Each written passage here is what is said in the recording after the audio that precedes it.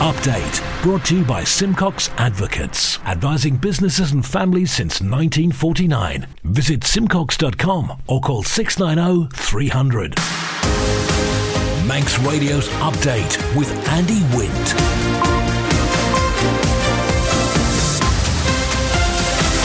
That's my good evening. It's 5:30. This is Update for Monday, 8th of April 2024 from Manx Radio.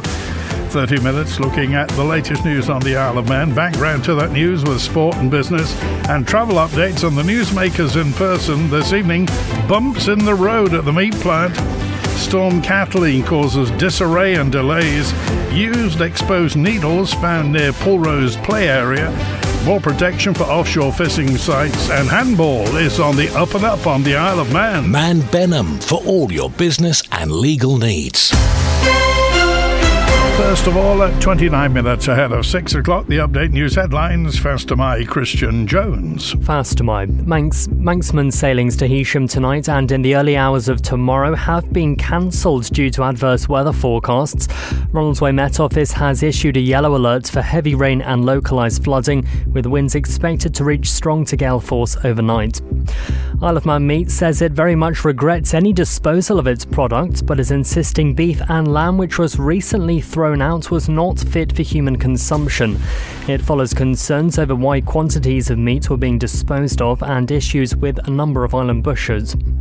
And tributes are being paid to former motorcycle racer Pat Hennon, who has died at the age of 70. He was the first American rider to win a 500cc World Championship race, but suffered a career-ending injury at the Isle of Man TT in 1978.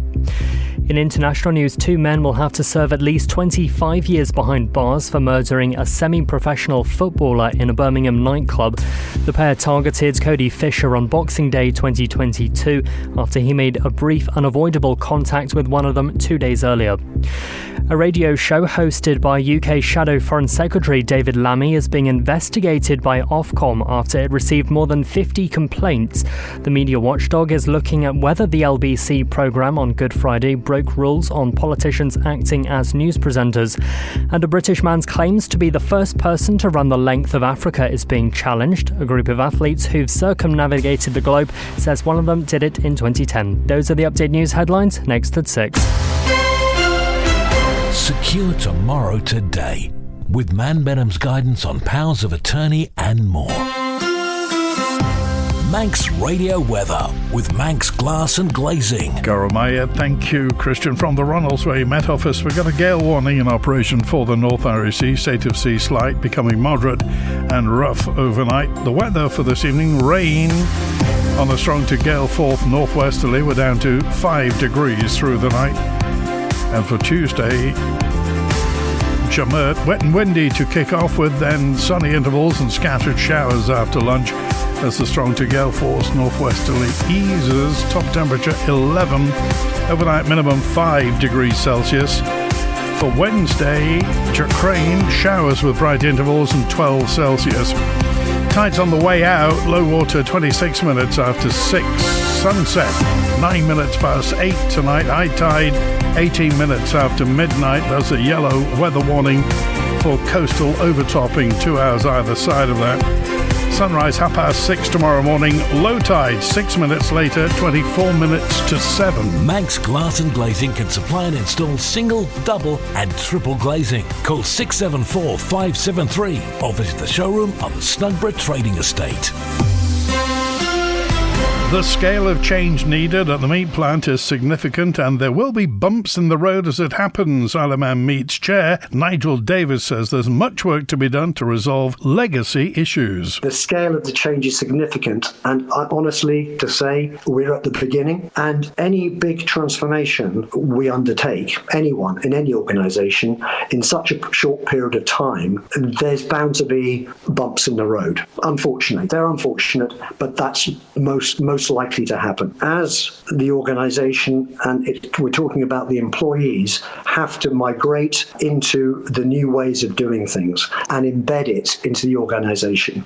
We need to build a solid foundation which is resilient and fit for purpose, regardless of any strategic route we choose in the future. Are you confident that the product coming out of the meat plant is a good product and that we can maintain that food security that we as people who live on an island so desperately need? The food itself, I can vouch 100%. It is absolutely safe to consume. It always has been, and certainly is today. The meat plant is a strategic asset for the island. It is absolutely a fundamental piece of the food security strategy and plan for this island. And I think the government, at least the ones I speak to, are fully supportive of that concept and understand it very, very well. I think we can achieve that or maintain that? I think there's no other choice. And the leadership of the plant, the leadership of DEFA and the minister and the management in the plant are all 100% behind transforming this business into something that can provide the food security or be part of that plan for food security on the island going forward. You may have noticed we've had a weekend of sailing disruption, coastal overtopping and a minor landslip. Storm Kathleen threatens to bring us more poor weather conditions overnight. From Ronaldsway Met Office, forecaster George Shimon. The main concern, I'd say, for the rainfall tonight is that it's quite long-lasting, and while it might not be particularly heavy, with the rain that we had over March, which was double the average that we've had, and the amount of rainfall that we've had at the start of April, which is almost at our average levels, and we're only about a week in, the ground's very saturated, and so any amount of significant rainfall is likely to cause some localised surface water flooding, and it's not really looking to clear until later tomorrow morning. And so with the persistent and fairly light to moderate rain, it'll likely cause some issues. With regards to the coastal overtopping, it's looking likely that with the winds that we're getting tomorrow, the winds back to the northwest and become widespread strong to gale force. So I'd imagine there'll be another warning in operation for tomorrow's high tide, which is at around 20 to 1. That being said, it's a northwesterly, so it's likely to only cause problems for Peel. There's a degree of shelter for the eastern coast, so for Douglas and Ramsey, I think it would be okay. There is also a warning in place that's just about to go out of validity for for inner harbour flooding, this afternoon. That's likely to be a rather marginal type thing, so I think anything that you do see in the harbours will only be, a bit of water breaking onto the roads, so it's not too awful. And when can we look forward to actually getting this period of poor weather out of the way? There's no indication of it letting up anytime soon, unfortunately. The first half of this month is remaining unsettled. There's no strong preference for any kind of prolonged spell of nice weather for the rest of the month, unfortunately. We might get a nice day or two here or there, but in terms of a prolonged spell of dryness or any kind of sunshine and light winds, it's probably best to ask that question in May rather than now. The Isle of Man in 30 minutes.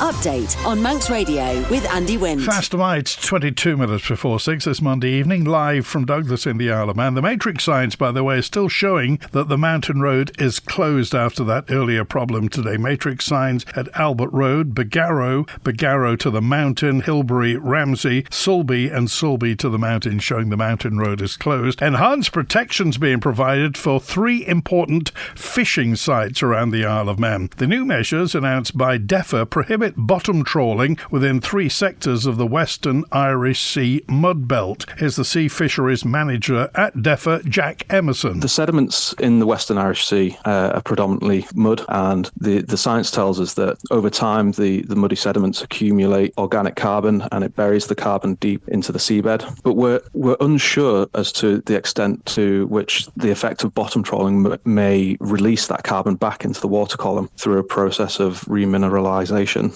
And this work will allow us to investigate that. I think it's a really significant opportunity for the fisheries sector on the Isle of Man. We've managed to secure additional quota as a result of the UK's withdrawal from the Common Fisheries Policy for the local fleet, and that includes around 100 tonnes of nephrops for this year, and that'll increase to around 235 tonnes by 2026. The way we want to fish for these nephrops is using gear that is highly selective and low impact and produces a better quality product as well than the way that these shellfish are usually fished for, which is bottom trawls. So our fishery will be primarily a creel-based fishery, which is the use of baited pots on the seabed, which causes much less disturbance to the marine environment and produces better economic benefits. I think it's a really exciting opportunity for the island's retail and wholesale as well. I was down at Peel Quay Sea on Thursday and met the skipper of one of the boats that's begun testing the market, John Henley, who's the skipper of New Dawn. And he landed the first batch of nephrops caught using creels to Robinsons, who were really quite delighted with the quality of the catch coming in, even from that first trip. I'm not sure how quickly they sold out, but he was pretty confident that they would sell out pretty quickly. And personally, I'm really excited to see them on the menus in local restaurants. A concerned Pulrose residents told Manx Radio they'd like to see more enforcement in the area to protect residents and children from illegal activities. It comes after used exposed needles were found near the play area in the park. The story with Chanel Suku. The resident claims the needles were found during the Easter weekend, adding it's very concerning to see the increase of drug use in the estate due to what they say is a lack of enforcement from the police. They've called for officers to focus on dismantling drug gangs in the area, saying it's common knowledge who the dealers are. The person claims needles and drugs can often be found on the play park and in the hut on the playground of Manor Park School. In response to the anonymous complaint, the Isle of Man Constabulary confirmed that needles are sometimes found in public places, this being one of those occasions. It adds it's not always clear what purpose those items had been used for, but regardless of such, they could always pose a risk if not carefully handled and disposed of. The only radio station that's Manx, and we're proud of it. Celebrating 60 years, this is Manx Radio. The handball game on the Isle of Man is making fantastic progress. The organiser, Mick Hegarty, is hopeful that renewed interest in the sport will lead to a Manx team playing in the league in England. I've been involved with the game for 30-odd years, developing it in the Isle of Man. Started out with juniors, and I think one of the most exciting things for me, pleasing things, is that now we've got a real strong group of people who've come back to the sport after developing their careers, having their families and whatnot, who now make up the committee in the sport. And that is really, taking a lot of the work off my shoulders in terms of admin and everything, but it gives us a real sense of purpose with a group of people who really want to make the game grow further still with a good plan. One of the nice comments that we get all the time from new people who come along to try the game is, wow, it's a great bunch of people. They're really friendly and welcoming. The reason people play sport is to be with friends. That's first and foremost. And you're talking to somebody who's been an elitist for a long period of time. And this we tend to retain the players longer rather than try to force them down the road of performance too early on. We will definitely be going into the English leagues. The club has joined England Handball. We're now affiliated to them. And the intention is that probably next year we'll start to play the teams in the second division,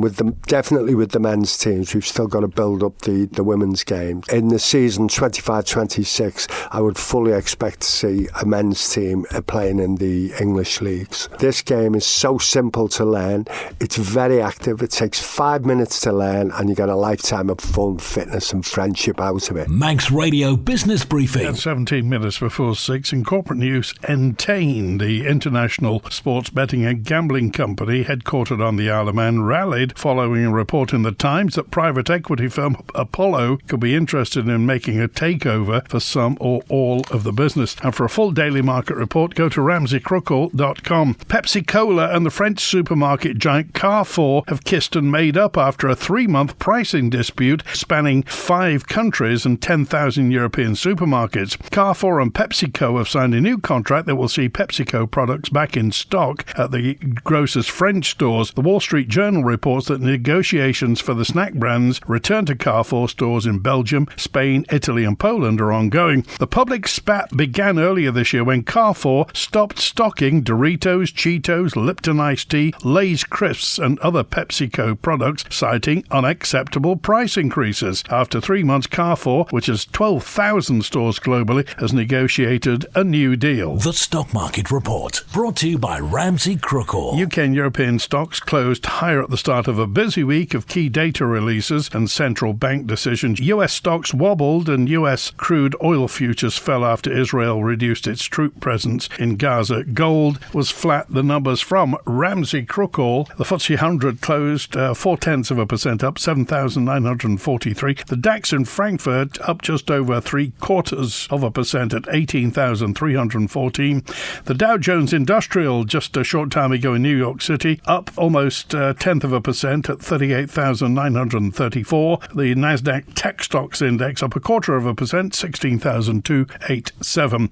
S&P 500 up just over 0.1% at 5,211. In the exchange markets, the British pound sterling trading at $1 26.5 cents, €1 16.6 cents, and 23 South African rand 55.4 cents. In commodities, gold down barely, but down 0.1%, $2,329 per troy ounce, and a barrel of Brent crude down just over 0.75% at $89.84. I'm running late again. Do you know where I put my car keys? In the fridge. Where's my phone? Under the dog basket. Bye. You haven't forgotten that we're seeing Ramsey Crookall later? Oh, no, of course not. 5 p.m, is it? 3:45. I'll be there.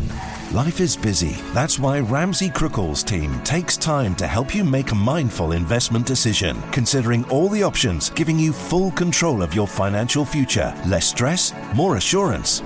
Forgot to put my shoes on.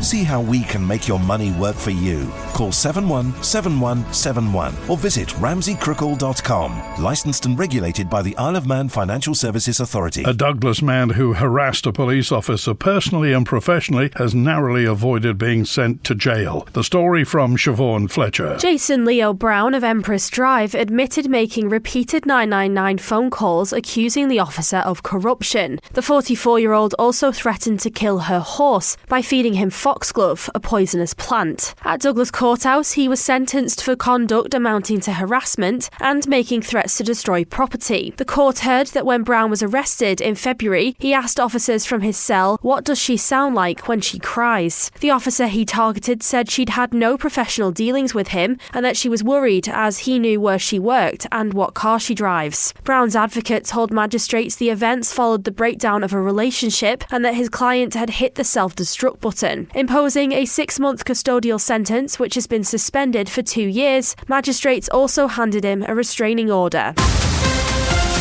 Update brought to you by Simcox Advocates, advising businesses and families since 1949. Visit simcox.com or call 690 300.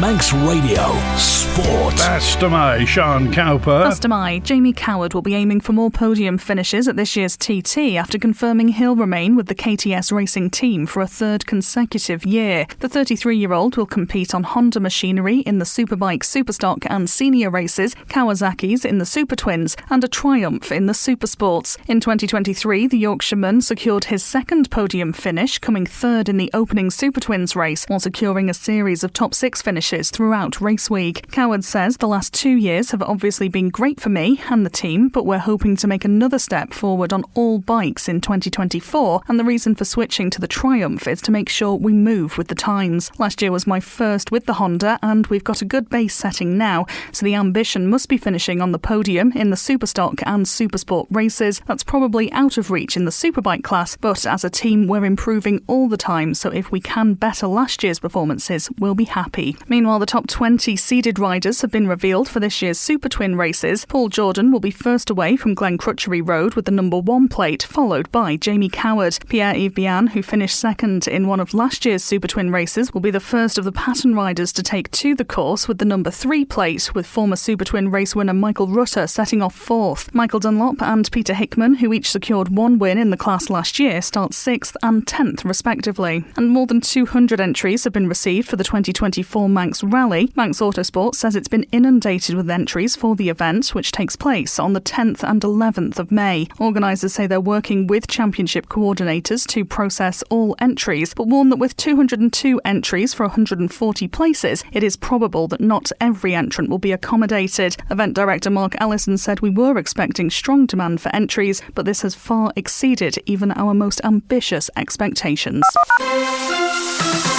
Manx Radio Travel, driven by Quayside Tyres and Service Centre. Inbound at Runnels Way, the 5:25 Loganair from Manchester came in a couple of minutes early. Next is the 7:25 Loganair from Edinburgh, 25 to 8. EasyJet from London Gatwick, the 5 to 8 Loganair from Liverpool, returning patient transfer plane, and the 10 to 9 Loganair from London City. They're all showing on time. Outbound 6 o'clock Loganair to Liverpool, the 5 to 8 Loganair to Edinburgh, and the 5 past 8 EasyJet return to London Gatwick, all on time. On the roads, temporary lights on the main road at the Whitestone roundabout Ballasalla for that manhole replacement. Temporary lights on Bradden Road near Strand Close for a temporary crossing. In Douglas, Hillside Avenue closed through to Circular Road for adjacent office window replacement. A section of Switzerland Road closed for building work till November. In St Jude's, temporary lights on the Andrews Road north of the village. In Starvey, phase closures on the Starvey Road for water main work on Ballakilferrick Road, Colby. And also look out in Gansey, temporary lights on the Shore Road near the Mount Gorn Road for patching work prior to resurfacing. In Kintrockard Road, Andreas, again phase closures for water main work. And watch out for temporary speed limits in force on sections of the lower part of the TT course for preparation work ahead of the TT. And as I mentioned, well, it looks like there's some fog on the mountain road, but you can't go on anyway because of an earlier problem. The matrix signs showing the mountain road closed. Ask how you can spread the cost interest-free at Quayside. Bush's Brewery is going to be moving operations to Castletown. Planning approval was granted for a new tap room and a 90-seat eatery to be developed, as well as offices for Bush's. Here's our local democracy reporter, Emma Draper. Castletown Commissioners confirmed that a planning application to relocate into its works yard was unanimously approved by the committee this morning. The local authority says the proposal will be subject to a petition to the Department of Infrastructure in the near future in order to progress. The plan to move Bush's Brewery operations down south started in 2022 after the Commissioners selected it to take over the works yard. Plans for the new site include a new building to accommodate hospitality facilities and offices, whilst the existing workshop would become a 90-seat restaurant with an outdoor area for an extra 60 people. Full disabled access will be made across the brewery, including through both floors of the tap room. It says it's looking at the retention and renovation of the building, and the business wants to bring brewing back to the town. The Commissioners say welfare facilities for staff will be temporarily relocated to the town hall, and the fire station will be used to store equipment. The brewery is currently located in Bradden, but the buildings are said to be at the end of their life and would require significant investment to update. Update brought to you by Simcox Advocates. Faster Mai, good evening. Thanks for joining Manx Radio, and thanks to the many listeners on the Isle of Man and elsewhere who've been kind enough to say they like and enjoy a half hour of nothing but Manx news and offer listen to a month's worth of updates as podcasts to get a flavour of the Isle of Man. Well done. There are green shoots of opportunity for the Manx food and drink producers. A number of local businesses have displayed their wares at the International Food and Drink event in London. This year's event attracted 27,000 visitors. It was a joint initiative with the Manx government. Paul Carouche is the founder of Fundraiser Distillery and says the biosphere status is a real selling point. Everybody talks about these unique selling points, and for us, obviously the Isle of Man is ours, and I think nobody would challenge Fundraiser that we don't market the Isle of Man and we market our Manxness, if you call it that, very, very hard, and that is definitely a USP people engage with. But when it comes to food and drink particularly, we think the biosphere angle is really powerful because, again, it's the Isle of Man is still the only whole nation biosphere. It's a very well respected sort of accreditation, if you so to speak, that the island has these sort of investment in its environment, its sustainability, but more importantly, it's in its culture and its people and community. So the biosphere, we feel, is a much more powerful argument and sort of pitch than just, oh, we're a sustainable brand, because the reality is all businesses, not just food and drink, are going to have to be sustainably operated going forward. So that's not really now a USP, we don't think, but the biosphere we think is a really powerful one because it's much broader and that's of more interest. We've got some great feedback that there is an interest in that because it's not just about sustainable practice, it's then this engagement with your community, promoting your culture, promoting our island, which it's just that little extra something. You've got to keep trying to find this pixie dust to sort of gain the interest of buyers who are ultimately saturated with proposed proposals, and we think this is one we're going to really build on. Update on the boat movements. It's not all good news. The Fastcraft Manannan left Douglas at 19 minutes to 4. She'll be in Liverpool about 6:30, leaving at 7:15 back to Douglas tonight at 10. Tonight's Manxman has been cancelled. The 8:15 to Heysham won't be sailing. Consequently, the return won't be coming back. Tomorrow morning's Manannan 7:15 to Liverpool, scheduled on time, and tomorrow morning's 8:45 Manxman to Heysham, subject to disruption or cancellation. A decision will be made at 7 o'clock tomorrow morning. Listen to Manx Radio for the latest details. It's hoped an upcoming fundraiser for breast cancer now will help raise money for vital research into cancers like invasive lobular breast cancer. Andrea Lenner's one person who'll be taking part in the Peel Castle sleepover in May. She's experienced the tricky-to-diagnose form of cancer firsthand. I was diagnosed with lobular breast cancer last summer at the age of 41. And let me tell you, when I first heard that diagnosis, I had never even heard of lobular breast cancer before. It was a real eye-opener for me. Lobular breast cancer is known as the sneaky one, as it's difficult to detect because it grows like a spider's web, spreading out and making it really hard for mammograms to catch, especially if you have dense breast tissue. If you are unsure about your breast density, don't hesitate to ask at your next mammogram. And for those of you who might be too young to have regular mammograms like me, it's essential to stay vigilant. Make sure to see your GP if you notice any changes in your breasts, and don't get fobbed off. Get a referral to the breast clinic. Early detection is key. Lobular breast cancer is known since the 1970s, and although it's known to behave very differently, there is no specific treatment yet. Thanks to the campaigning efforts of some truly inspiring ladies, the Lobular Moonshot project has rallied together more than a third of all MPs to call on the UK government to prioritise funding for a research project to find a targeted treatment. So as I'm sleeping under the stars and the moon at Peel Castle, I'll be thinking about the impact of the Lobular Moonshot project. That's it for Update Tonight, compiled from the resources of Manx Radio's news department. Thanks to newsreader Christian Jones, producer Chanel Suku. After the news, it's Agenda with Phil Gorn. Greatest Hits with Chris Kinley at 6:30. Time for Brass with Ian Kocher at 9. Dave Moore with The Late Show after hours at 10. And Update returns tomorrow evening at 5:30. Stay safe in the weather. WINT